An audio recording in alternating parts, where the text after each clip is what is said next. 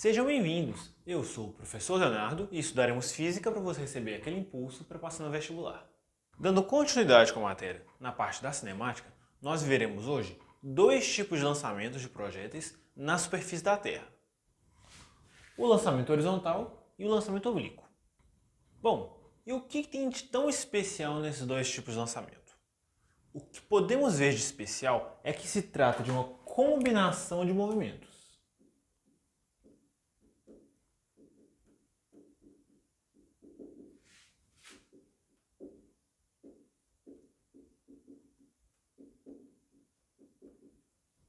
De que forma? O corpo ele vai se mover na horizontal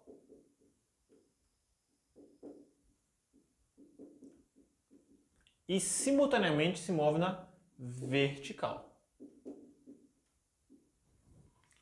Como vimos na aula de MRUV, quando um corpo ele faz um lançamento vertical na superfície da Terra, ele sofre a ação da aceleração da gravidade. Então é esse outro ponto especial desses movimentos. Então ele sofre a influência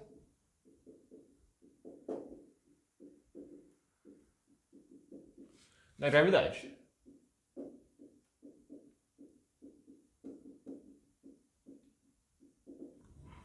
E como a gente já sabe, a gravidade é um vetor cujo módulo é de 10 metros por segundo ao quadrado aproximadamente. Aponta para baixo e tem essa simbologia de G. Então essa é a nossa aceleração da gravidade. Se você não está dominando muito bem essa parte de movimentos na vertical, ou até mesmo movimentos na horizontal, MRU, MRV, vai lá no vídeo de MRU e no vídeo de MRV. Vai ter bastante coisa interessante e é bom para revisar. Estão aí disponíveis no canal. Então começaremos aqui com o lançamento horizontal. No que consiste esse lançamento horizontal? Ele consiste da combinação de uma queda livre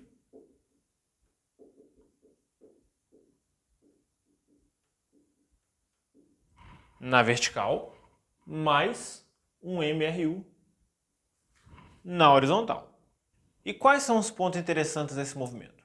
Bom, um corpo é lançado horizontalmente, né? Ou seja, V0 tem que ser paralelo ao solo e perpendicular a G, de uma certa altura. Então nós temos uma altura aqui. Então ele vai descrever o movimento com uma velocidade inicial perpendicular a uma aceleração, que é sempre constante. Como nós já vimos na aula de cinemática de vetores, pelo princípio da independência das direções ortogonais, o V0 e o G, por serem perpendiculares, são independentes. Então significa que ele tem uma velocidade constante na horizontal, enquanto na vertical ele tem uma velocidade variando. Então por isso é uma composição de uma queda livre com um MRU. Então quer dizer que ele vai para frente de modo uniforme, enquanto ele cai. E ele cai acelerado. Então como podemos desenhar a trajetória dele? Podemos desenhar da seguinte forma. Vai ser assim.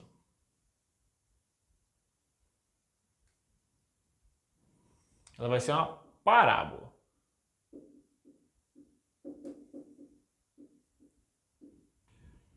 Esse movimento parabólico também pode ser visto na aula de campo elétrico. Então o que nós podemos ver aqui?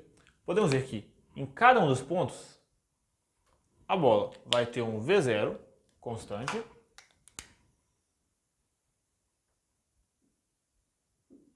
enquanto vai ter um VY que varia a todo momento. Então nessa posição aqui, ele vai ter um V0 constante, enquanto o VY é maior ainda. No ponto mais baixo, logo antes de colidir com o chão, o V0 continua constante, enquanto o VY é maior ainda. Então a gente pode desenhar a velocidade resultante, né? E ver que ela vai ser sempre tangente à trajetória. Então vai ser tangente à trajetória aqui também. E tangente à trajetória aqui também.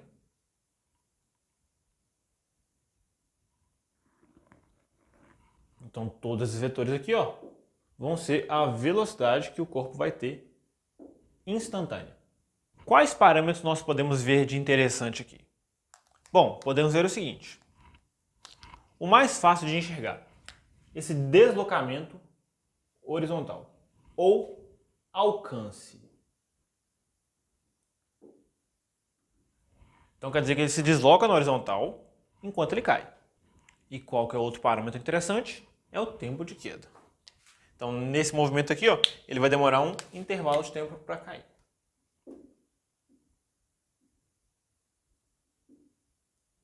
Então são esses dois parâmetros aqui, ó, que vão ser bem fundamentais nesses movimentos, que nós vamos estudar agora. Bom, então vamos ver como a gente pode determinar o alcance horizontal e o tempo de queda a partir de V0 e da altura de queda. Então olha só, não é uma queda livre? Então o que a gente pode falar? A gente pode falar que a altura é igual a velocidade inicial vezes o tempo, mais a gravidade vezes o tempo ao quadrado sobre 2. Eu estou considerando que para baixo é positivo, então tanto a altura quanto a gravidade são positivas. E esse V0 aqui, ó, como eu estou tratando de um movimento vertical, tem que ser um V0y. Então a gente já sabe que, por se tratar de uma queda livre, o V0y vai ser zero quando ele é abandonado no repouso. Ou, no nosso caso, quando ele é jogado horizontalmente. Na vertical ele não tem velocidade. Então a gente pode utilizar a equação da queda livre, h é igual a 1 meio de gt ao quadrado. Vamos substituir os valores que nós temos. Então podemos falar que 45 é igual a 10 vezes tempo ao quadrado sobre 2. Passo 2 multiplicando 90, passo 10 dividindo 9. Então t ao quadrado é igual a 9. Então t é 3 segundos. Então esse aqui, ó, é o nosso tempo de queda. Já encontramos um parâmetro. Para determinar o alcance, só a gente lembrar que não é um movimento na horizontal, não é um MRU, então eu posso falar que o alcance vai ser igual a uma distância, né? Que é igual a velocidade inicial, que nós sabemos que tem que ser x, vezes o tempo. E que tempo que é esse? O tempo de queda. Então a gente pode falar que o alcance é igual a o V0x, que é V0, 10 vezes 3 segundos. Então o nosso alcance horizontal vai ser de 30 metros. Então esse é o nosso alcance horizontal. Então, tendo a altura, tendo o V0 e a gravidade é uma constante que vale 10 metros por segundo ao quadrado, nós conseguimos achar quanto que vale o alcance e o tempo de queda. Por que eu fiz o tempo de queda antes do alcance? Porque basicamente o alcance ele vai dependendo do tempo de queda. Por quê? Porque ele só vai para frente enquanto ele cai. Caiu, chegou no chão, parou de andar para frente. Nós vamos tratar o movimento até o momento que ele cai no chão. Então, vamos roteirizar, sabendo que a gente está buscando o alcance e o tempo de queda. Ou seja, quando esses dois parâmetros são desconhecidos.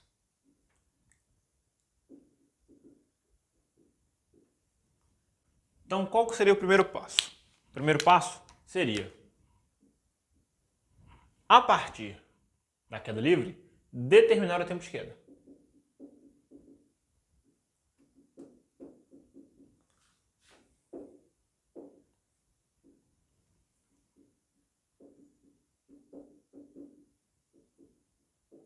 Bom, a altura é igual a 1 meio de gt2. E aqui é o tempo de queda. Então, nós podemos falar que a altura de queda está intimamente ligada com o tempo de queda. Quanto maior for a altura, maior é o tempo de queda. Quanto menor a altura, menor é o tempo de queda. O segundo passo é determinar o alcance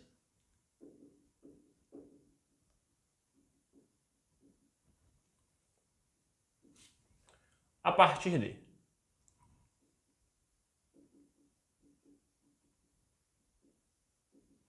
o alcance, então, vai ser o V0 vezes o tempo de queda, tirado do MRU, D igual a VT. Então, uma receitinha de bolo, caso a gente tenha o alcance e o tempo de queda desconhecidos.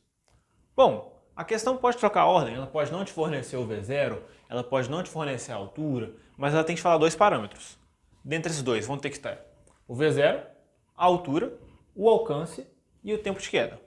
Então, se a gente tiver o alcance e o tempo de queda, a gente acha a altura e o V0. Se a gente tiver o V0 e o alcance, a gente acha o tempo de queda e a altura. E assim sucessivamente.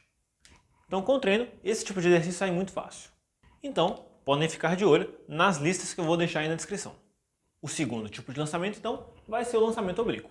No que vai consistir esse lançamento? Ele vai consistir de uma velocidade inicial que é oblíqua à horizontal. Ou seja, ela não faz nem 90 graus, nem 0 graus. Ela faz um ângulo qualquer entre esses dois. Então o corpo ele vai ter um movimento na horizontal e um movimento na vertical. Por quê? Porque nós temos um vetor que aponta tanto para a horizontal quanto para a vertical, se a gente decompor. Então o que a gente pode falar? Esse movimento vai ser uma composição de um lançamento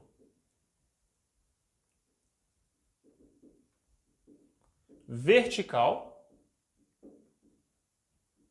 mais um MRU também na horizontal, já que na horizontal nós não temos nenhuma aceleração. Então, se na vertical ele descreve um lançamento vertical, significa que ele sobe, vai até a altura máxima e cai. Enquanto na horizontal ele descreve um MRU. Então a gente pode falar assim que a trajetória vai ser essa daqui que eu vou desenhar.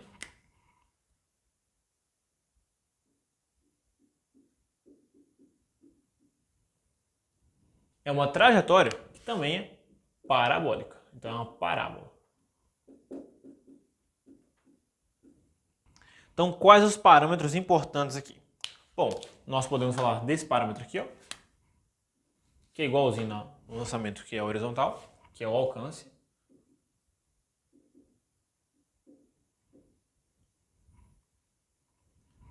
Nós temos aqui, ó, a altura máxima.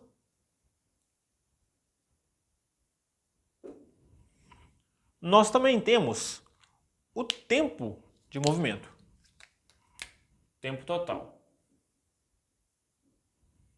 E da mesma forma que no outro movimento, a componente horizontal da velocidade se mantém constante. Então, se a gente decompor aqui, ó, a gente pode falar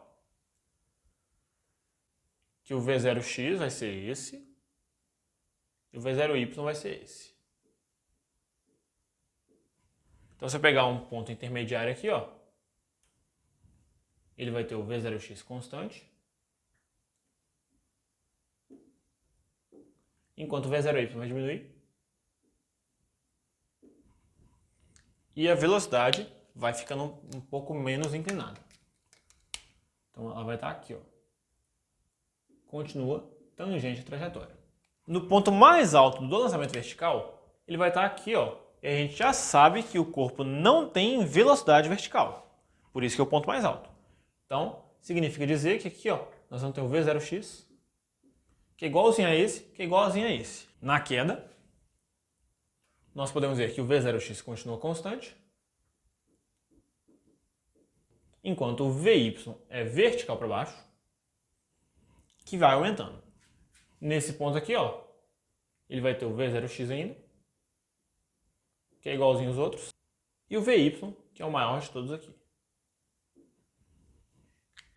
Como é um movimento que apresenta uma simetria, eu posso dizer que aqui, ó, ele vai ter o mesmo módulo daqui. Então aqui vai ter um V0 em módulo. Então esse V0x é igual a esse V0x, como em todo movimento, e esse Vy vai ser igual ao V0y. Então a única componente que sofre alteração é a vertical, que na subida ela diminui, chega no ponto mais alto ela é zero. Mas a velocidade do corpo é zero? Não, tem o V0x ainda. E na descida ela vai aumentando até que se torne, caso o movimento seja simétrico, igual ao V0y. Nesse movimento, por ter duas vertentes para a gente seguir, no caso, ou achar o alcance ou achar a altura máxima, vamos fazer um roteiro aqui, ó, antes de fazer um exemplo numérico. Primeiro passo, o passo que é comum para os dois caminhos, que é decompor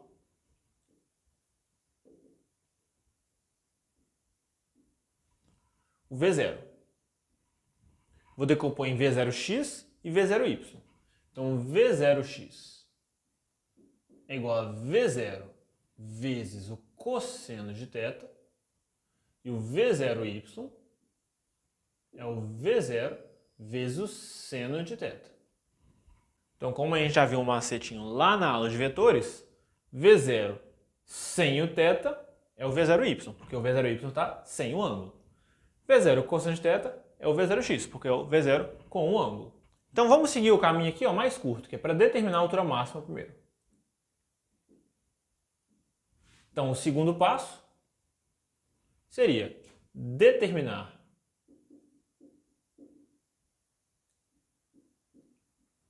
a altura máxima partindo de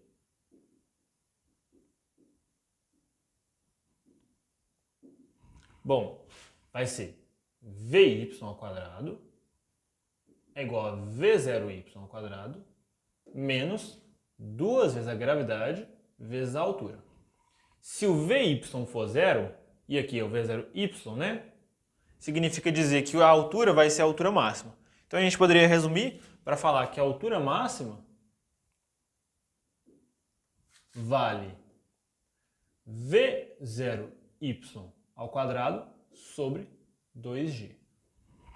Bom, a gente não precisa decorar a fórmula. É bom que a gente saiba como que podemos chegar nela, que é a partir daqui de Torricelli.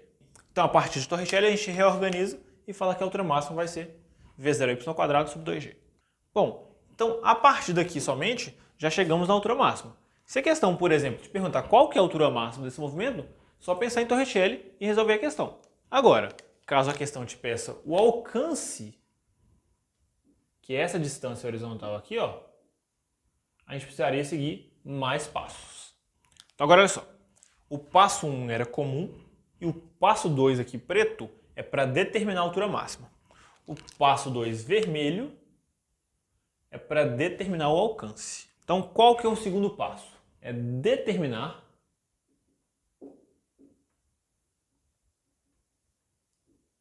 o tempo de subida.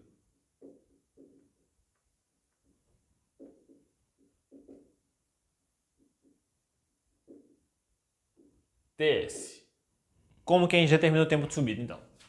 Vy é igual a V0y menos GT. Essa aqui, ó, é a equação da velocidade, como já vimos lá no MRUV.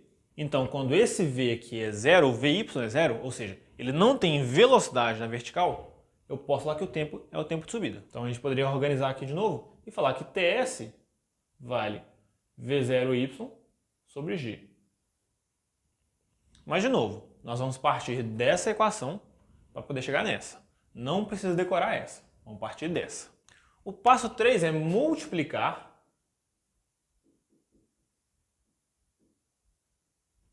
o tempo de subida por 2 para chegar no tempo total.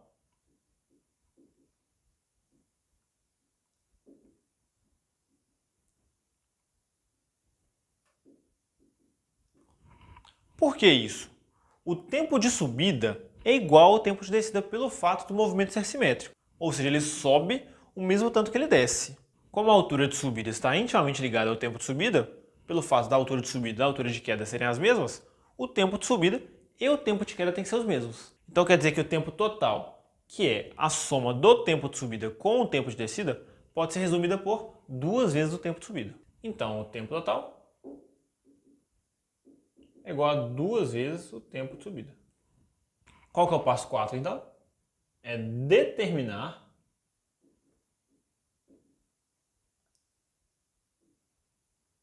o alcance a partir de